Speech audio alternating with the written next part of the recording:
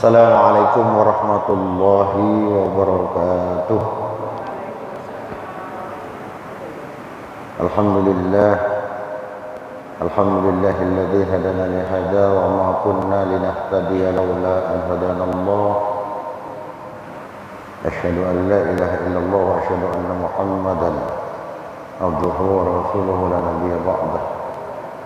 Qala rabbi shrah li sadri wa yassir li amri wa hlul 'uqdatam min lisani yafqahu qawli.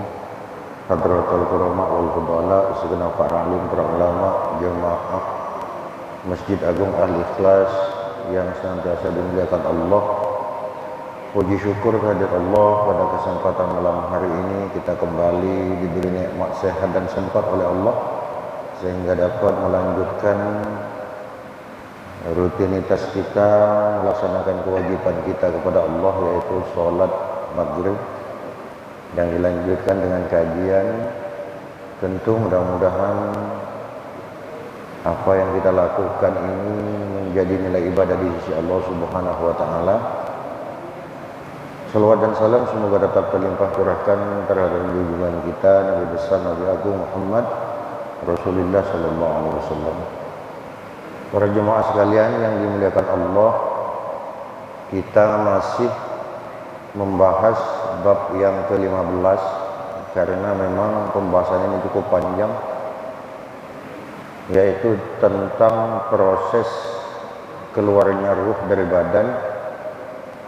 Sebagai pengingat atau flashback kepada kita bahwa pembahasan minggu yang lalu, ketika seorang hamba yang meninggal itu husnul khotimah, maka malaikat itu akan turun membawa kapan dari surga, kapan beserta hunut atau perlengkapan-perlengkapannya.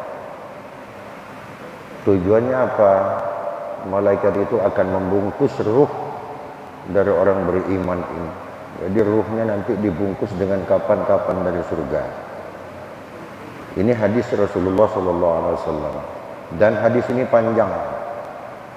Malam ini kita melanjutkan kembali apa yang disabdakan oleh junjungan kita Nabi Agung Muhammad Rasulullah SAW.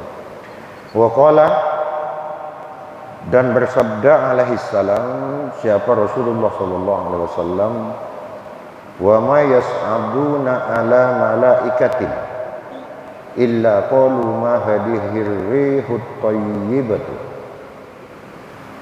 Jadi ketika ruh ini telah dibungkus oleh para malaikat, kemudian dibawa naik ke langit pertama, kedua sampai ketujuh. Ketika dibawa naik, kemudian di langit pertama, para malaikat penjaga langit pertama itu berkata, ma hadhir rihut thayyibatu. Bau apakah yang harum ini? Jadi roh orang yang beriman itu harum semerbak baunya. Fayaquluna, kemudian malaikat-malaikat pengawal ruh ini berkata, hadhir ruhu fulanin. Nah, ini ruhnya si fulan.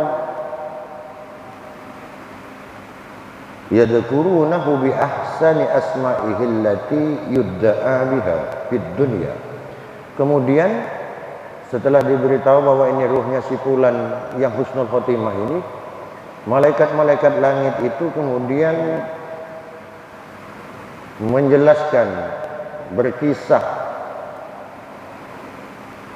tentang kebaikan-kebaikan dari nama-nama yang dipanggil ketika orang yang husnul khotimah ini ketika di dunia. Jadi cerita yang baik-baik menjadi viral di langit itu tentang si fulan ini. Oh, ini dulu orangnya ahli berjamaah. Oh, ini dulu orangnya ahli bersedekah. Oh, ini tak pernah menyakitkan orang lain. Kebaikan-kebaikannya itu menjadi cerita di antara para malaikat itu. Wa idan tahu biha ila samai, ketika sampai pada langit terakhir, istabtahu, kemudian malaikat memerintahkan, bukalah oleh kalian penjaga langit, berarti langit ketujuh yang dimaksud. Fatuftahu lahum abwabus samai, kemudian terbukalah, kemudian dibukalah pintu-pintu langit yang ketujuh. Wa yushayyuha min kulli sama'in malaikatun hatta yantahinu biha ila sama'i sab'a. Dari langit pertama, ruh ini ketika dibawa, langit pertama ini ada malaikat yang mengikuti langsung. Langit kedua juga sama, sampai ke langit ketujuh. Ada perwakilan malaikat penjaga langit itu yang ikut mengiringi sampai langit ketujuh. Wa yunadi munadin min qibalillahi. Ketika sampai di langit ketujuh ini, kemudian ada panggilan dari malaikat yang ditugaskan Allah, maksudnya uktubu kitabahu fi illiyin, tulislah oleh kalian terhadap catatan-catatan amal hamba ini fi illiyin, di illiyin.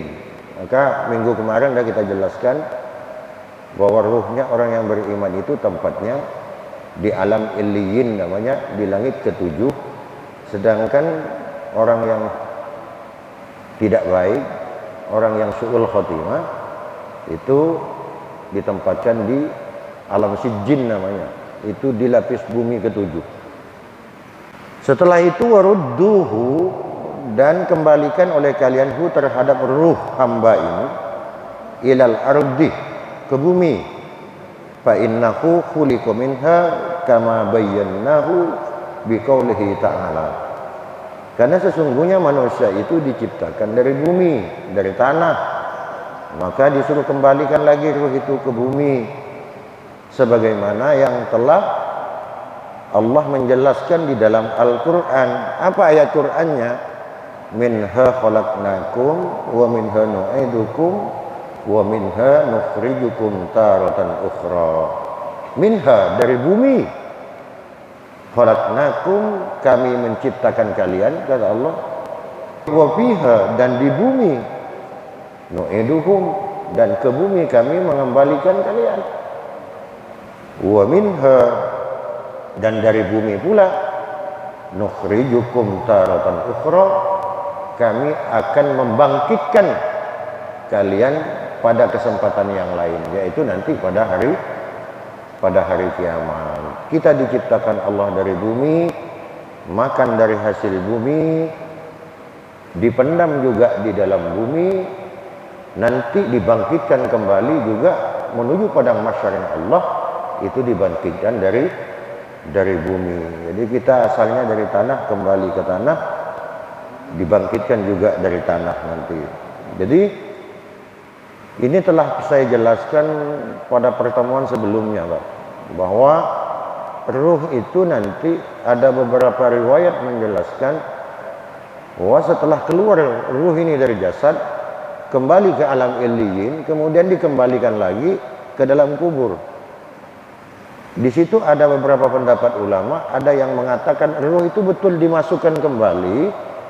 Itu yang pertama, versi pertama. Versi kedua, ruh itu tidak dimasukkan ke dalam tubuh manusia yang ada dalam kubur, itu tidak, tetapi ditempatkan di antara kapan dengan kulitnya, kulit badannya. Ada pendapat yang ketiga mengatakan kita tak perlu memikirkan apakah langsung masuk ke dalam badan kembali ruh itu, atau ditempatkan antara kapan dengan kulit tubuh ini. Tak penting, kata ulama ini, yang masyhur ini. Yang penting adalah dengan penjelasan Rasulullah ini bahwasanya alam kubur itu ada, bahwa memang di kubur itu ada pemeriksaan dari Munkar Nakir itu. Itu yang harus kita yakini, bahwa di sana itu ada pertanyaan Munkar dan Nakir. Jadi intinya kita nanti di kubur itu dihidupkan kembali dan dipertanyakan itu. Qala alaihissalam, bersabda Rasulullah SAW, fayuradduna ruhuhu ila jasadihi wa ya'tihi malakani muhibani. Maka dikembalikan, kata Rasulullah, ruhnya orang beriman ini ruhnya seorang hamba ini ila jasadihi ke jasadnya, wa ya'tihi malakan, dan akan mengiringi, akan datang kepadanya dua orang malaikat muhibani yang kasar kedua malaikat itu. Setelah masuk ke dalam kubur, hanya beberapa langkah keluarga kita meninggalkan kita, yang mengantar itu, yang mengantar, baru malaikat datang. Siapa malaikat pertama yang datang? Bukan Munkar Nakir, tapi malaikat Rumman namanya.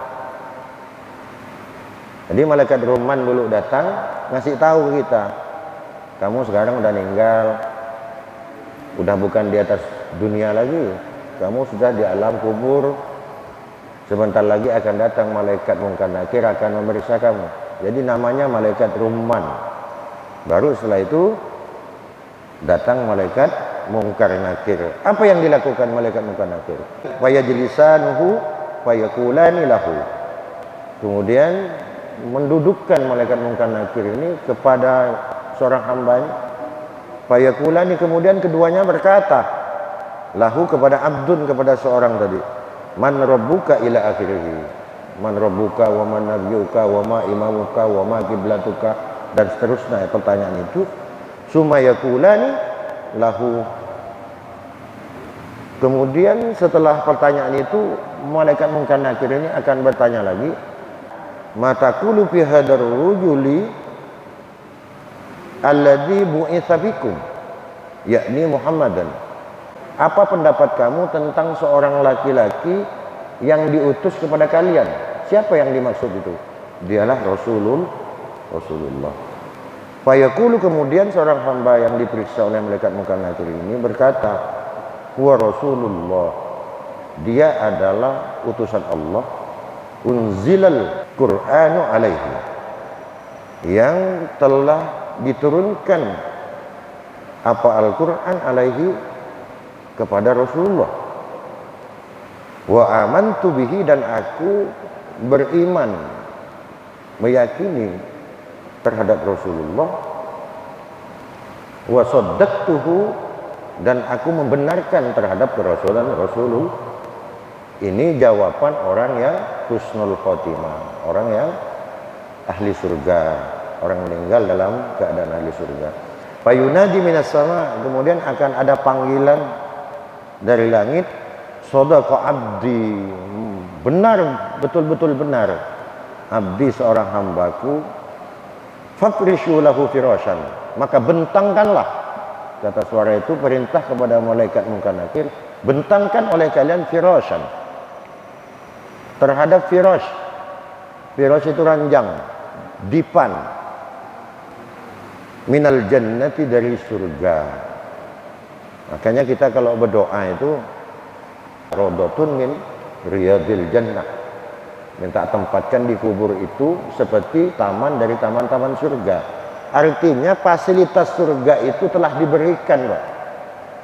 Meskipun belum di surga, tapi fasilitas surga telah diberikan kepada orang yang husnul khotimah. Maka kita menyebutnya di dalam doa itu, ketika berdoa, raudhatun min riyadil jannah. Kalau kita doakan orang meninggal, doa arwah itu.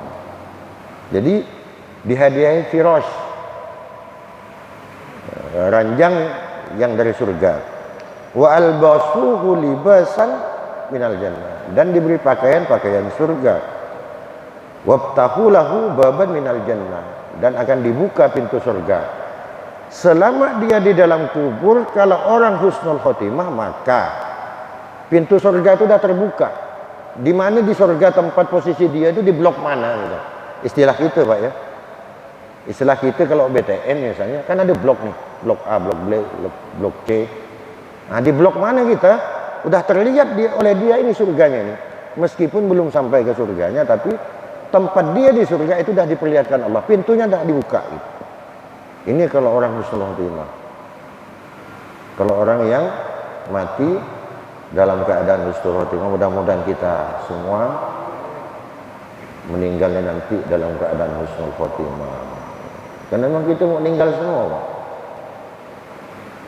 Kalau kita ziarah ke kubur itu kan apa ditulis biasa, kena orang itu biasa di gerbang, assalamualaikum ya ahlad diyar wa inna insyaallahu lahikun. Semoga keselamatan atas kamu wahai penghuni BTN. Ahlad diyar itu ahli rumah maksudnya. Berarti kuburan itu rumah. Ahlad diyar, darun, daraini, darani, diyarun, jamak itu. Berarti rumah-rumah. Berarti penduduk kelompok itu tuh komplek perumahan kubur. Wa inna insyaallahu lahikun. Dan kami semua nih yang sekarang berziarah ke kubur itu, insyaallah ketika Allah berkehendak, lahikun, itu akan menyusul juga menempati itu. Jadi yang cuma berapa meter itulah tempat abadi kita nanti semuanya. Berarti itu rumah, Pak. Kuburan itu rumah panjang, rumah yang tidak ada batas waktunya nanti. Batas waktunya adalah kiamat saja. Tetapi bagi orang yang husnul khotimah, Rasulullah itu seperti kanaumatil arus. Orang dalam kubur ini kalau yang husnul khotimah seperti tidur pengantin. Tidur orang malam pertama, pengantin malam pertama. Gimana kita dulu malam pertama? Tidak terasa sudah subuh. Padahal waktu tetap, putarannya tetap, tapi perasaan kita itu kayak sebentar. Saking indahnya, saking asiknya. Jadi meskipun ratusan tahun, ribuan tahun mereka menunggu kiamat di dalam kubur itu, kalau orang husnul khotimah terasa seperti malam pengantin. Terasa sebentar ya. Itu bagi orang yang selamat. Kenapa? Karena dia ini ditemani oleh amal kebaikannya. Amal kebaikannya yang telah berwujud kenikmatan surga. Di dalam hadis yang lain Rasulullah bersabda, yadba'ul mayyita salasatun. Yang akan ikut kita kalau orang meninggal ini itu ada 3. Fayarji'u isnan. 2 akan kembali, wa yabqa wahidun. 1 akan menetap, tetap ikut masuk ke dalam. Apa yang kembali? Fayarji'u ahluhu wa maluhu. 2 ini. Keluarganya kembali, hartanya akan kembali. Biar kita punya mobil mewah, waktu kita meninggal, mengiringi memang mereka bisa saja dibawa menuju ke tempat peristahan terakhir kita, ke kuburan. Gak masuk kubur, ditimbun gitu, diinjak-injak gitu. Anaknya yang injak, menantunya yang injak. Udah gian, mobil balik. Bininya yang katanya hidup semati, mana balik? Udah habis masa iddah, dia mulai pipi melinyang lagi, gincu mulai merah lagi. Mana ada hidup semati, Pak? Tak ada. Apa yang ikut? Paya buka wahid. Yang tetap itu hanya 1. Amaluhu. Amalnya yang berjemaah di masjid ini, yang bersedekah, yang senyum kepada orang sekalipun, itu akan menjadi nilai itu. Jadi sumber kebahagiaan dia nanti di dalam kubur. Ada riwayat lain dijelaskan, nanti di akhirat itu, Pak, ada satu manusia, amalnya ini antara kebaikan dengan kejelekan, kan ibarat timbangan gitu. Jadi lebih beratnya ke kiri gini, sikit.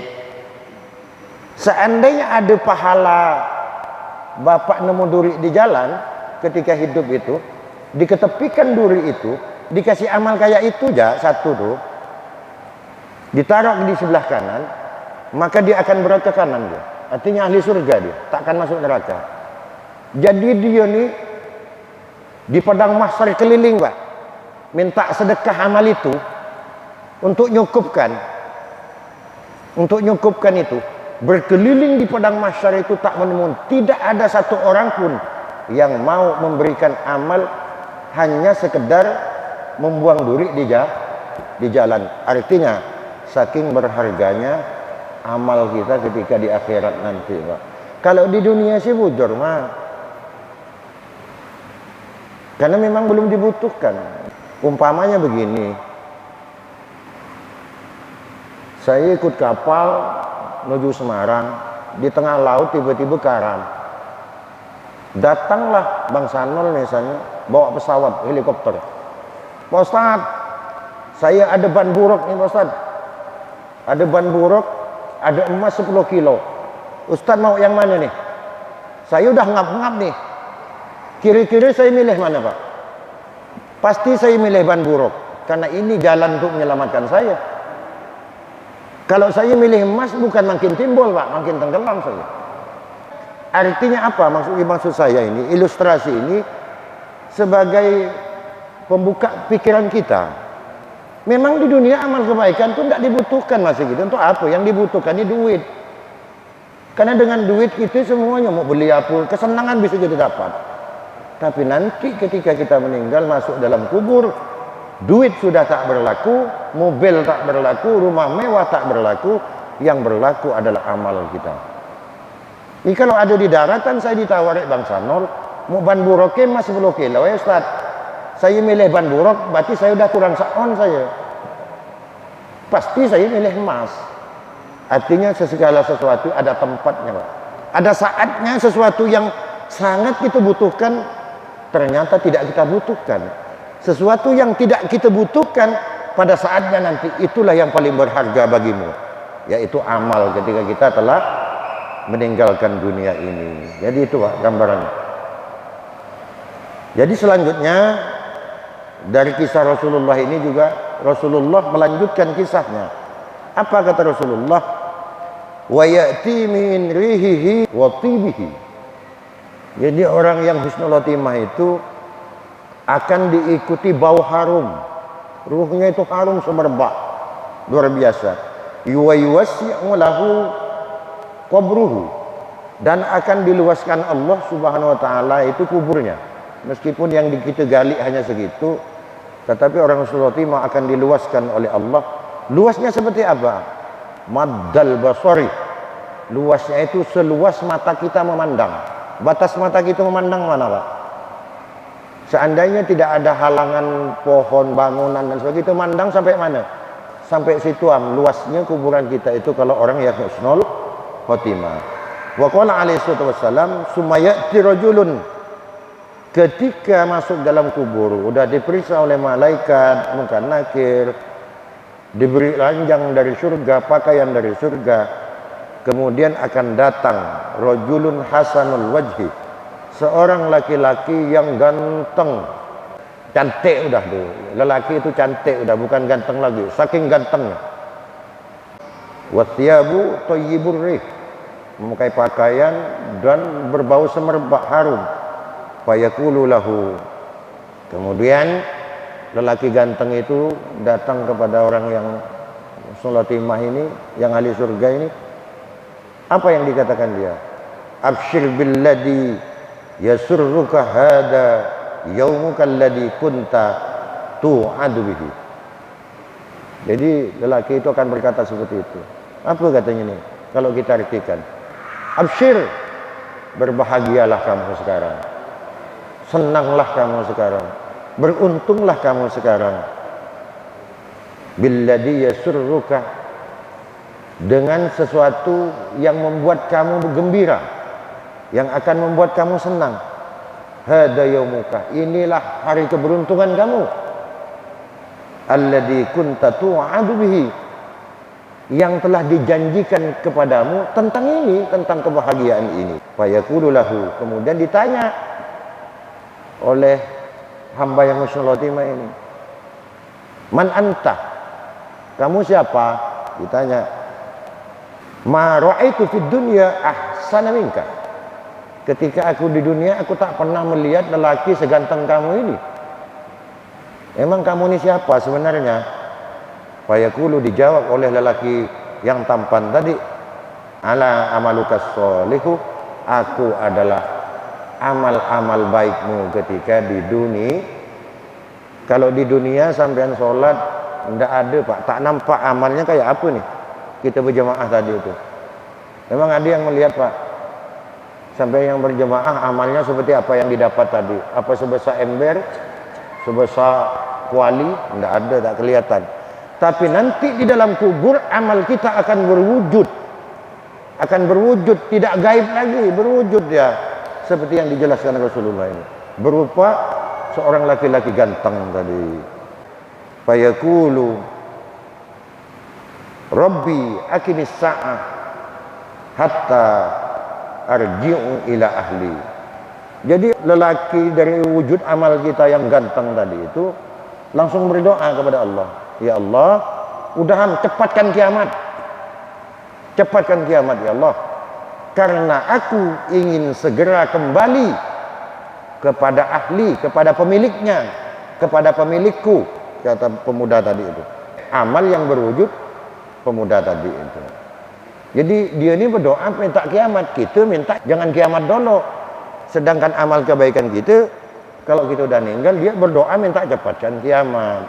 Kenapa? Karena rindu ingin segera melayani pemiliknya, artinya hamba yang meninggal itu. Qala alaihi salatu wassalam wa in kana min ahli saqawa. Nah, ini cerita sebaliknya nih. Kalau orang yang meninggal itu orang yang su'ul khotimah, orang yang ahli neraka, fa idza hadarahul mautu nazala alaihil malaikatu minas sama wa ma'hum libasu minal adab. Maka akan turun malaikat dari langit dan malaikat itu membawa pakaian dari siksaan. Jadi pakaian itu pakaian kesengsaraan. Fayajlisuna ba'idan, dan malaikat itu datang pun ke orang yang su'ul khotimah ini tidak berani mendekat, dia agak jauh. Macam kita benci ke orang loh. Mana mau dipeluk? Tak bisa. Minhu thumma yaji'u malakul matu fayajlisu inda ra'sihi. Kemudian malaikat maut datang. Ketika malaikat maut datang, fayaqulu ya ayyatuhal khabi'ah, wahai jiwa orang yang jahat, ukhruji, keluar kau, keluarlah kamu min syuhtillah, dengan membawa kemarahan Allah.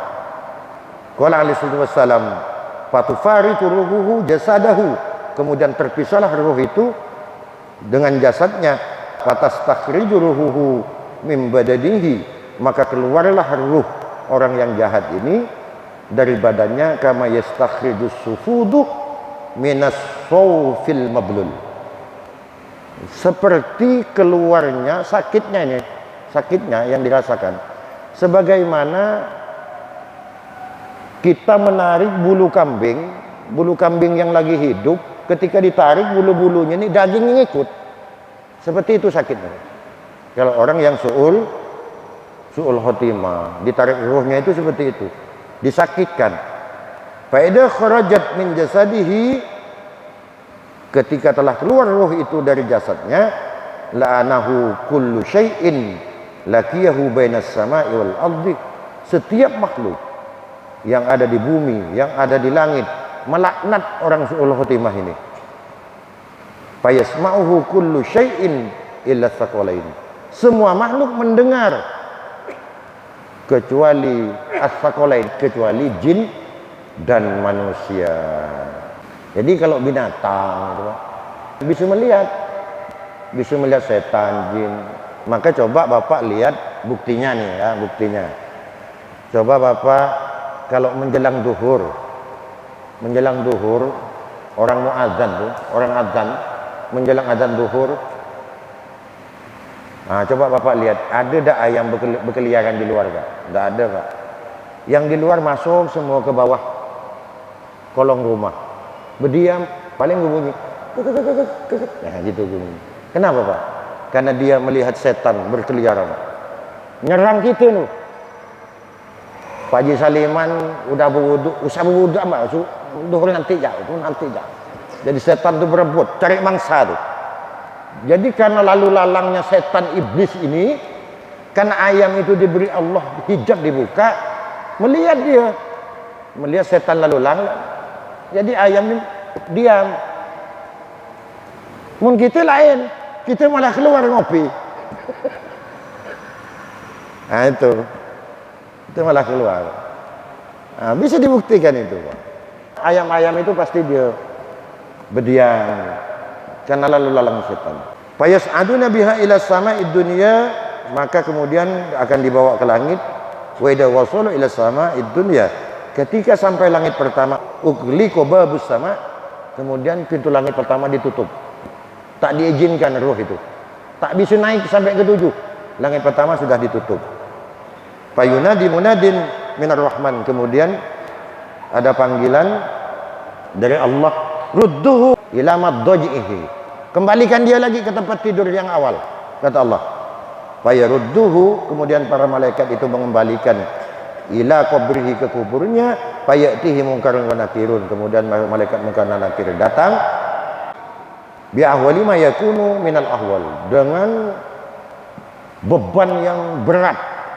Ketika munkar nakir itu datang, ketakutan semua terjadi kepada orang itu. Wa aswatuhuma karra'di, suaranya malaikat munkar nakir itu seperti petir. Wa absaruhuma, sedangkan mata dia ini, mata malaikat munkar nakir ini, kalbarqil khatib, seperti petir yang menyambar itu, kilat ini. Seperti itu. Fayuharriqanil arda bi anyabihima, dan malaikat munkar nakir ini bisa dia membelah bumi itu hanya dengan kukunya saja. Dengan kukunya bisa terbelah bumi itu. Fayajlisanuhu fayaqulan, kemudian mendudukkan malaikat munkar nakir kepada orang yang su'ul khotimah ini, kemudian berkata lahu, mar rabbuka, siapa Tuhanmu? Fayaqulu la adri, orang itu akan menjawab, saya tidak tahu. Fayunadi min janibil qabri, kemudian akan ada dari pinggir kubur, di sisi kuburnya ini akan ada panggilan. Apa ucapannya? Fayaqulu idribahu, udah tahu lagi ditanya, bantai jalah. Nah gitu, kalau bahasa gitu, bantai itu tak lagi ditanyakan. Bikum atin min hadidin, dengan palu yang terbuat dari besi. Lawijtama'al khalaiqu kulluhum lam yakwiha, seandainya seluruh makhluk ini yang ada di bumi ini ngangkat kepalunya munkar nakir ini, tidak akan mampu, Pak. Seluruh makhluk di bumi ini ngangkat sama-sama, tak akan mampu ngangkatnya, saking besarnya palu itu. Ini yang jelaskan di kitab ini. Terus wayashta'u minha qabruhu naron, dan bergolaklah api di dalam kuburnya itu. Fayudammuhu wa tahtalitu adla'uhu, kemudian dihimpit, bumi itu dihimpitkan ke tubuh orang yang su'ul khotimah ini, maka hancur leburlah tulang belulangnya orang itu gitu. Ini sampai di sini koma masih, Pak. Belum selesai, insya Allah satu pertemuan lagi kita nanti bab ini baru berakhir, karena panjang nih pembahasannya, tidak mungkin kita selesaikan pada saat ini. Jadi kesimpulannya ini, ketika orang itu baik akan dibalas baik oleh Allah, ketika orang itu jelek di dunianya maka akan dibalas jelek. Mungkin saja ketika masih di dunia kita orang hina, tidak dikenal siapapun, tetapi di mata Allah kita adalah orang yang mulia, dirindukan oleh para malaikat dan bidadarinya. Bisa saja orang itu ketika di dunianya dia orang hebat, orang kelihatan kita orang hebat, orang wah, tapi justru itu orang yang tidak dikehendaki, tak disenangi Allah. Tapi ada juga orang yang di dunianya orang hebat, tetapi juga dirindukan oleh Allah. Semuanya tergantung kepada kita. Intinya kita berharap kepada Allah. Di dunia kita selalu condong kepada kebaikan, selalu senang kepada ibadah-ibadah, sehingga kita menghadap Allah pun nanti dalam keadaan husnul khotimah. Bapak Ibu sekalian yang dimuliakan Allah Subhanahu wa taala, mungkin ini yang dapat saya sampaikan untuk kesempatan ini. Jika ada yang baik itu semata dari Allah, jika ada yang salah itu semata dari kebodohan saya minta ampun, minta maaf. Saya akhiri, ihdinas siratal mustaqim, Allah yuwaffiquna wa yarda, wallahu muwaffiq ila aqwamit thoriq. Wassalamualaikum warahmatullahi wabarakatuh.